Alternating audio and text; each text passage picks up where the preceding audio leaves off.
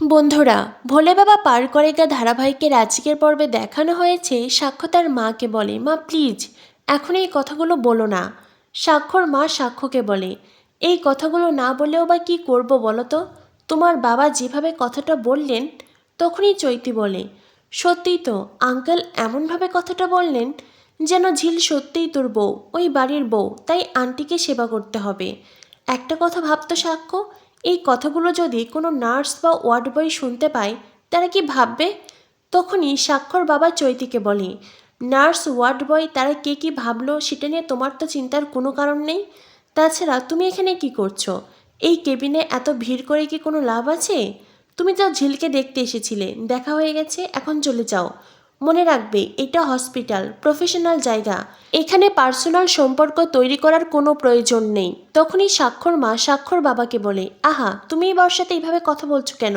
সাক্ষর বাবা তখন সাক্ষর মাকে বলে, একজন সিনিয়র ডক্টর হিসেবে একজন জুনিয়র ডক্টরকে ঠিক যেভাবে শাসন করার প্রয়োজন আমি সেটাই করতে চেয়েছি। তখনই সাক্ষ্য বলে, চৈতি প্লিজ তুই এইসব ব্যাপারে কোনো কথা বলিস না। ঝিল সাক্ষর মাকে বলে, বড় মামি তুমি কোনো চিন্তা করো না, আমি আমার বাড়িতে ফিরে যাই, তারপরে তুমি যেটা চেয়েছো সেটাই হবে। আমি ডিভোর্স পেপারে সই করে দেব। তাছাড়া আমিও তো সাক্ষ্য স্যারকে কথা দিয়েছিলাম। তখনই ঝিলের মা বলে, শোন ঝিল, বিয়েটা হয়তো তোর হয়েছে, কিন্তু ডিভোর্স হবে কি না সে বিষয়ে আমাদেরও তো মতামত আছে। ঝিল বলে, না মা, এ বিষয়ে তোমাদের কোনো মতামত নেই, এটা একান্তই আমার বিষয়, তাই যা সিদ্ধান্ত নেওয়ার আমিই নেব। আমি যখন কথা দিয়েছি ডিভোর্স দেব, তার মানে আমি ডিভোর্স দেবই। তখনই সাক্ষর বাবা সাক্ষর মাকে বলে, ঝিল যেমন তার মাকে বলল এটা ওর বিষয়, ঠিক তেমনি আমাদেরও মনে রাখতে হবে এটা সাক্ষর বিষয়। সাক্ষ্য ঝিল একে অপরকে ডিভোর্স দেবে কিনা সেটা ওরাই সিদ্ধান্ত নেবে, এ বিষয়ে আমরা কিচ্ছু বলতে পারি না। সাক্ষর মা বলে, কি বললে তুমি, আমরা কিচ্ছু বলবো না?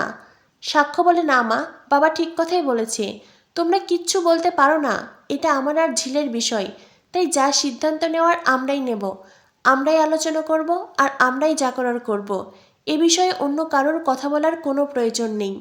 তখনই ঝিল সাক্ষর দিকে তাকিয়ে মনে মনে ভাবতে থাকে, আমি তো তোমায় কথাই দিয়েছিলাম, আমি তো বলেছিলাম আমি তোমায় মুক্তি দেব, তবু কি তোমার সন্দেহ আছে নাকি? আমি যখন কথা দিয়েছি ঠিক তোমায় মুক্তি দেবই। সাক্ষ্য তখন ঝিলের দিকে তাকিয়ে মনে মনে ভাবতে থাকে, এত সহজে মুক্তি হবে না ঝিল, আর মুক্তি এত সহজে হয় না, মুক্তি হওয়ারও কিছু পদ্ধতি আছে। আর তাছাড়াও এই বিয়েটা আমাদের দুজনের হয়েছে, তাই যা সিদ্ধান্ত নেওয়ার আমরা দুজনেই নেব, আর আমার মতামতের গুরুত্বও তোমাকে দিতে হবে।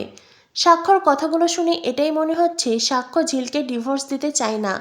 এরপর দেখানো হয় পরদিন সকালবেলা ঝিল রেডি হয়ে বসে আছে, একটু পরেই ঝিলকে হসপিটাল থেকে ডিসচার্জ করে দেওয়া হবে। তখনই সাক্ষ্য ঝিলকে বলে, কটা দিন আমাদের বাড়িতে থাকলেও তো পারতে। ঝিল বলে, না, আমি আমার মায়ের কাছেই যেতে চাই। সাক্ষ্য বলে, কেন ঝিল, আমাদের বাড়িতে কি থাকা যায় না কটা দিন, অন্তত 7 দিন? সাক্ষ্য বলে, আপনিই বা এত জোর কেন করছেন, আপনার তো জোর করার কথা নয়। সাক্ষ্য বলে, ধরে নাও আদেশ করছি। ঝিল বলে, আপনার আদেশ করারও কথা নয়। তখনই সাক্ষ্য বলে, কথা না হয় নতুন করে তৈরি হলো। ঝিল বলে, সেটাও হওয়া উচিত নয়। দেখুন আমি বাড়িতে ফিরব, আমার মায়ের কাছে। সাক্ষ্য বলে, ঝিল তোমাদের যা বাড়ির অবস্থা তাতে করে ওখানে থাকা ঠিক হবে না। ঝিল বলে, কেন ঠিক হবে না? যদি আপনাদের বাড়ির সুবিধা না থাকতো তবে তোমাকে ওখানেই থাকতে হতো। আমার বস্তিতে অন্যান্য যারা বাস করে তাদের যদি এমন বিপদ আসে তারা তো ওখানেই থাকবে, তারা তার অন্য কোথাও যাবে না, তাই আমিও ওখানেই যাব।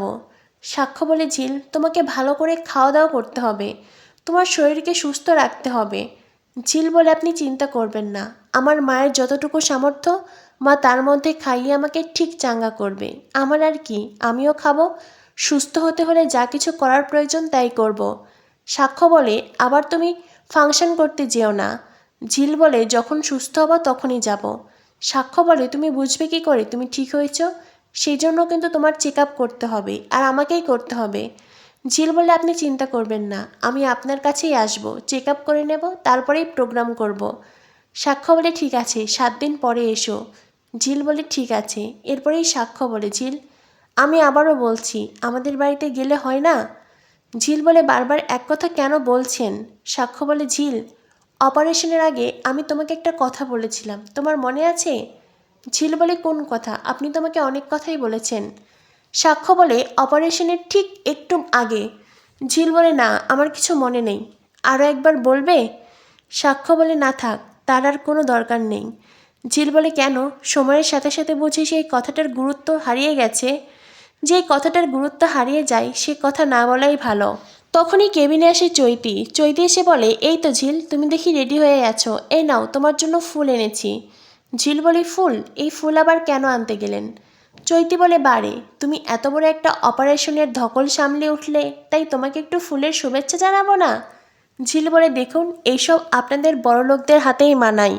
কি বলুন তো, বস্তির ঘরে আমাদের নিজেদেরই থাকার জায়গা নেই, ফুল রাখার জায়গা কোথায় পাবো? তার থেকে বরং এটা আপনি আপনার হবু শ্বশুরবাড়িতে দিলেই পারতেন। চৈতি বলে, ও মা, ঝিল, তুমি সবটা দেখি জেনেই গেছো। সাক্ষ্য বুঝি এত সময় তোমাকে সেই কথাটাই বলছিল? তখনই সাক্ষ্য চৈতিকে বলে, শোন, এখন আমি এইসব ব্যাপারে কথা বলতে চাই না, আর এইসব ব্যাপার আমার মাথাতেও ঢুকছে না। আমি ঝিলের প্রিসক্রিপশন নিয়ে কথা বলছিলাম। তখনই চৈতি ঝিলকে বলে, দেখলে তো ঝিল, সাক্ষ্য কেমন মানুষ, সামনে যখন পেশেন্ট থাকবে অন্য কোনো দিকে আর মন দেবে না। এরপরে চৈতি সাক্ষ্যকে বলে, সাক্ষ্য, আমি ঝিলের সাথে 1 মিনিট কথা বলবো, তুই প্লিজ একটু সরে যাবি? একটু 1 মিনিট। সাক্ষ্য বলে, ঠিক আছে। সাক্ষ্য ওখান থেকে চলে যেতেই চৈতি ঝিলকে বলে, ঝিল, বাড়িতে ফিরে তুমি যত তাড়াতাড়ি সম্ভব সাক্ষ্যকে ডিভোর্স দিও প্লিজ। দেখো, আন্টি মানে সাক্ষ্যর মা আমাদের বিয়েটা আর ফেলে রাখতে চাইছেন না, তাই তুমি ডিভোর্স পেপারে সই করলেই যত তাড়াতাড়ি সম্ভব উনি বিয়ের প্রস্তুতি শুরু করবেন।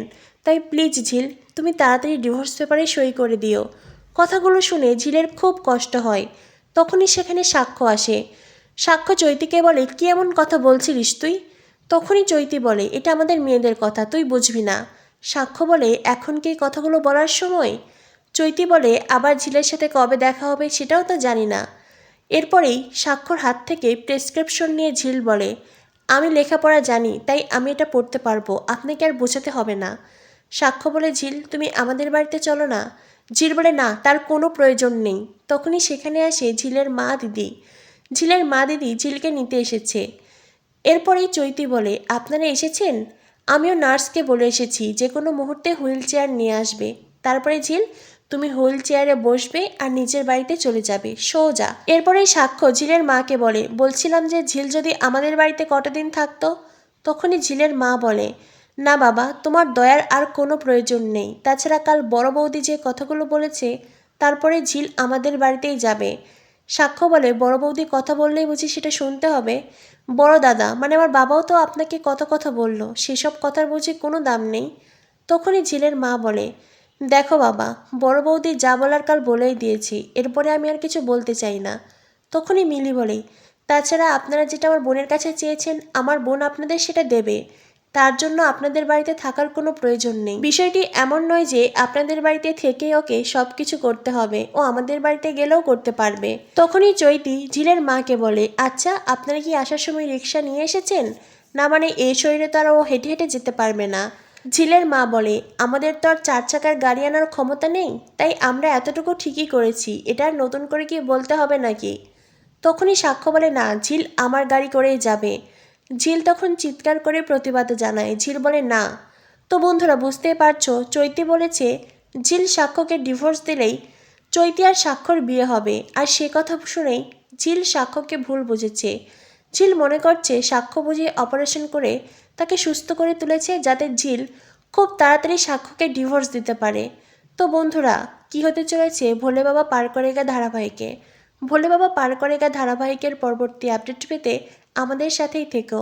ধন্যবাদ সবাইকে।